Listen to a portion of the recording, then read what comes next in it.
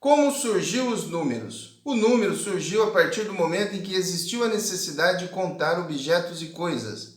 E isso aconteceu há mais de 30 mil anos. Os homens nessa época viviam em cavernas e grutas e não existia a ideia de números, mas eles tinham necessidade de contar. Assim, quando os homens iam pescar ou caçar, levavam consigo pedaços de ossos ou de madeira. Para cada animal ou fruto capturado, o homem fazia no osso ou no pedaço de madeira um risco. Com a evolução do homem, que deixando de ser nômade, fixou-se em um lugar, e esse passou a praticar não somente a caça e a coleta de frutos, mas também o cultivo de plantas e a criação de animais. Daí surgiu a necessidade de uma nova forma de contagem, pois o homem precisava contar os animais que criava, períodos de tempo como fases da lua, estações de chuva, frio e sol, e também quantidade de pessoas e objetos.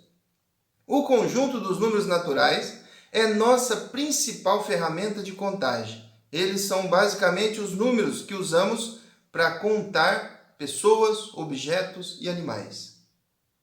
Bem, os números naturais, o conjunto dos números naturais, que são os números que servem para contar pessoas e objetos, ele é representado, é denotado, é escrito assim, olha. E tem algumas características importantes que eu vou mostrar aqui para vocês agora. O N, por exemplo, ali, ele é o símbolo que identifica, que representa, que diferencia dos demais conjuntos, tá certo? O N representa o conjunto dos números naturais. E ele é formado, por números que nós chamamos de elementos. No caso ali, eu tenho o elemento 4, o elemento 3, o elemento 2. Observem que a sequência numérica desses elementos está em ordem crescente, separadas por vírgula, e no finalzinho ali tem 3 pontinhos que também tem um significado importante. Esses 3 pontinhos indicam que a sequência numérica não termina ali, ela continua. 12, 13, 14, 15, 16, 100, 1000, milhão, bilhão e assim por diante. É uma sequência numérica infinita.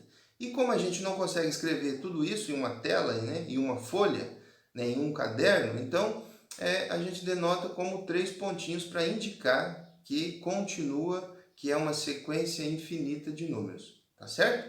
Bom, ainda falando sobre números naturais, nós temos a ideia da comparação.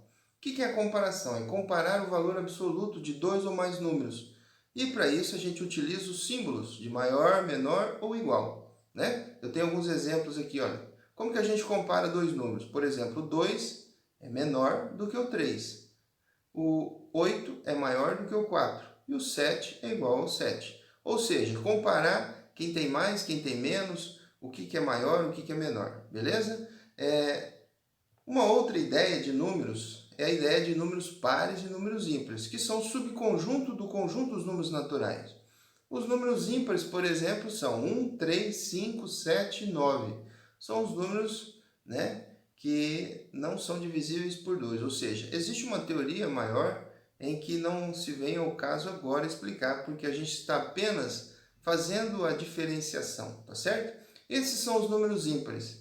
1, 3, 5, 7, aí depois vem o 9, vem o 11, vem o 13 e assim por diante. É um subconjunto também infinito.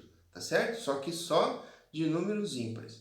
E agora nós temos os pares, que é o contrário dos ímpares. Ou seja, são todos os números, diferente do zero, são todos os números divisíveis por 2, que divide, que eu faço uma divisão aí exata por 2.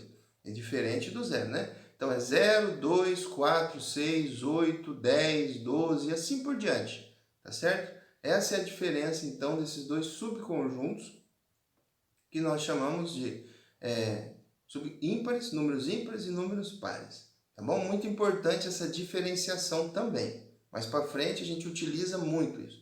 Bom, e agora nós temos o conceito de consecutivos. O que são números consecutivos?